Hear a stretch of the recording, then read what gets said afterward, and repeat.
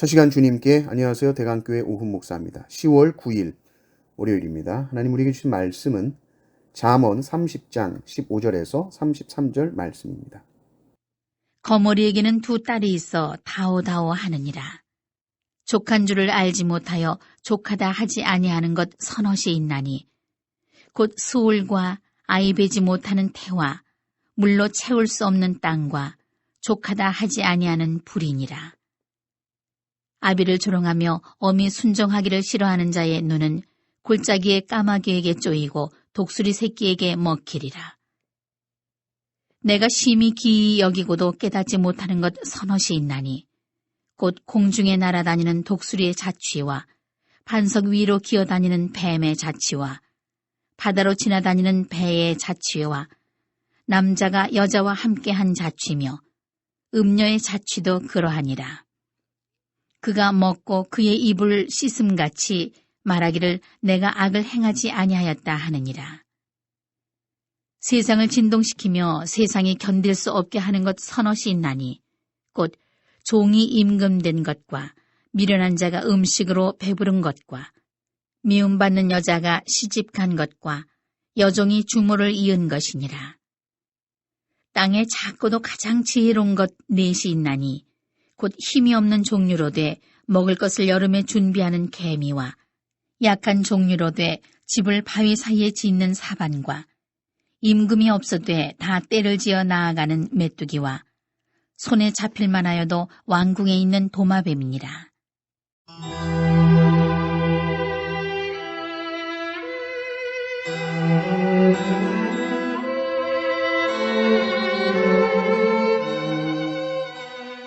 잘 걸으며 위풍 있게 다니는 것 서너시 있나니 곧 짐승 중에 가장 강하여 아무 짐승 앞에서도 물러가지 아니하는 사자와 사냥개와 순념소와 및 당할 수 없는 왕이니라.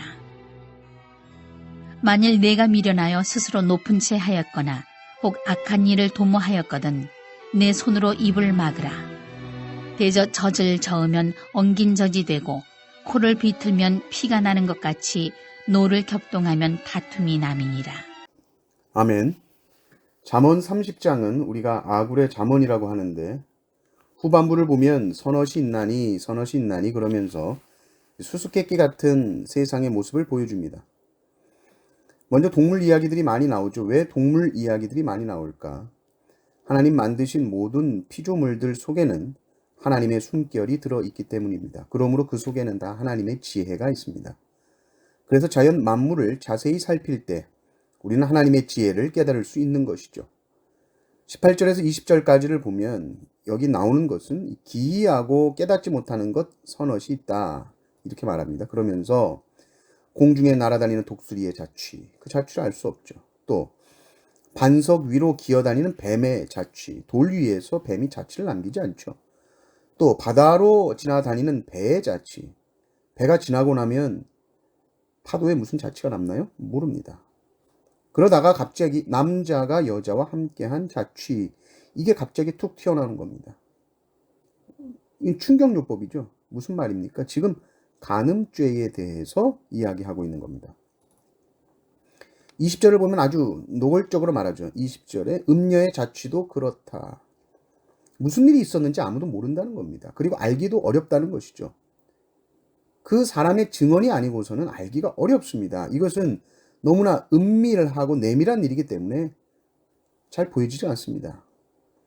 그래서 이 간음죄라는 것은 온 세상에 제일 많으면서도 제일 보이지 않는 것이 바로 이 간음죄입니다.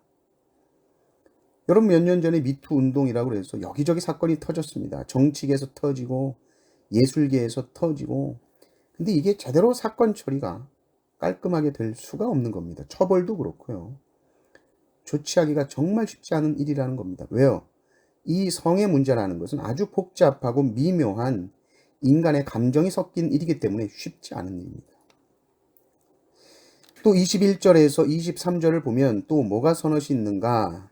세상을 진동시키며 세상이 견딜 수 없게 하는 것 서너시 있나니 이렇게 나오면서 종이 임금이 된 것과 또 미련한 자가 음식으로 배부른 것, 또 미움받는 여자가 시집간 것, 또 여종이 주모를 이은 것, 이런 말들이 나옵니다.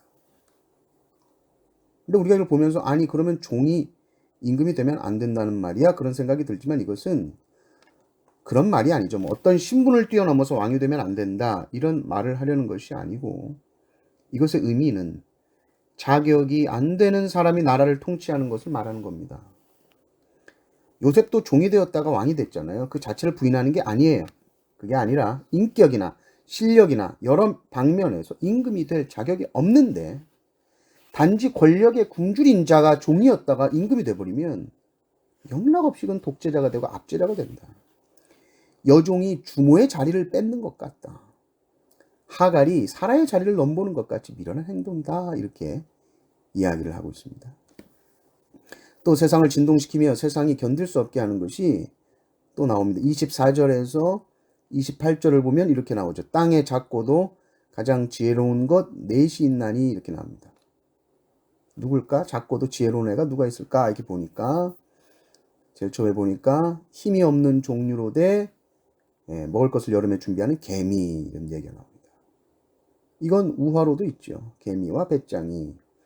여름 내 땀 흘려 애쓴 개미가 겨울을 잘 보낸다는 이 이야기는 이건 자연의 이치고 자연이 우리 인간에게 가르쳐주는 지혜입니다. 잘 준비해라.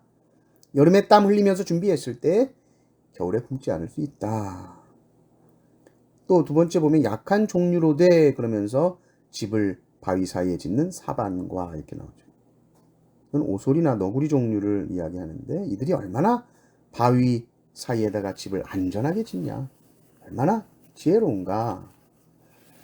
또 세 번째, 임금이 없으되 다 때를 지어 이제 나가는데 임금도 없어, 통솔하는 사람도 없어요. 그러나 이 메뚜기 떼는 알아서 일제히 질서를 지키면서 나간다. 통치자가 없어도 있는 것처럼 잘 훈련된 군대처럼 나가는 모습을 우리 메뚜기를 통해서 본다. 또 네 번째는 손에 잡힐만 하여도 왕궁에 있는 도마뱀, 이렇게 나오죠. 이건 동남아 선교사님들 이야기를 들어보면요, 집안에 도마뱀 들어온 얘기를 심심치 않게 하시죠. 아무리 뭘 어떻게 막아도 어떻게 기어 들어왔는지 도마뱀은 계속 기어 들어옵니다. 그러니까 심지어 왕궁에라도 도마뱀이 들어와 있더라. 어떻게 막아도 비집고 들어와서 자리를 딱 잡고 있는 것을 보여주는 것입니다. 또 29절에서 31절까지 보면 잘 걸으며 위풍 있게 다니는 것 서넛이 있다. 이게 뭐냐면 짐승 중에 가장 강해서 아무 짐승 앞에도 물러나가지 않는 이 사자가 있고요. 또 사냥개, 순념소와 및 당할 수 없는 왕인이라, 이렇게 나옵니다. 그러니까 이건 누구 얘기를 하고 싶은 것이죠?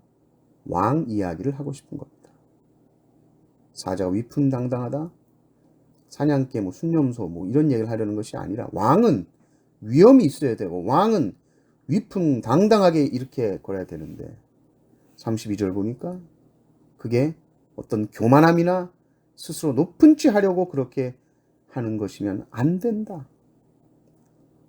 또 악한 일을 도모했다면 바로 손으로 그 입을 막아라. 그것은 일이 더 커지지 않도록 하라는 겁니다. 교만함 때문에 죄가 시작되고요. 그 죄는 점점 커지는 속성이 있는데 입을 막고 절제하고 더 이상 일이 커지지 않도록 해라. 스톱해라. 멈춰라. 멈추면 된다는 얘기예요. 그것을 33절의 비유로 뭐라고 말하냐면, 젖을 저으면 엉긴 젖이 되고 코를 비틀면 피가 난다. 젖을 대충 저으면 치즈가 안 돼요. 젖다가 아니면 멈춰야 돼요. 그럼 치즈가 안 됩니다. 코도 그냥 살짝 이렇게 탁 치면 아무 일도 안 일어납니다. 그런데 코를 세게 쥐고 그걸 비틀어 버리면 안에서 터지고 피난다. 인간의 분노, 인간의 화 마찬가지다. 계속 부채질하고 격동하면 반드시 다툼이 일어나게 돼 있다. 그래서 만약에 우리가 코를 잡았으면 끝내라, 거기서. 이게 절제입니다. 계속 말로 서로 비아냥거리고 비난하다가 싸움이 커진다. 너 혹시 코를 잡았느냐? 그럼 그것까지는 어쩔 수 없다. 이제 그 코를 놔라. 절대 비틀지 말아라. 잡은 것 오케이, 그것으로 그냥 끝내라. 그만둬라. 절제라. 절제해야 됩니다. 성령 하나님 절제하게 해주십시오. 성령님께서 말씀하시죠. 너 여기서 비틀면 망하는 거다. 여기서 비틀면 피나는 거다. 스톱하고 손을 내려놔라 라고 말씀하시죠. 오늘 잠언을 보면서 많은 이야기들 했습니다. 자연 만물들의 이야기, 동물, 곤충들을 통해서 많이 말씀하셨죠. 우리 한 말씀이라도 우리의 마음에 새기고 교훈을 얻으시기를 주님의 이름으로 축원합니다. 아멘.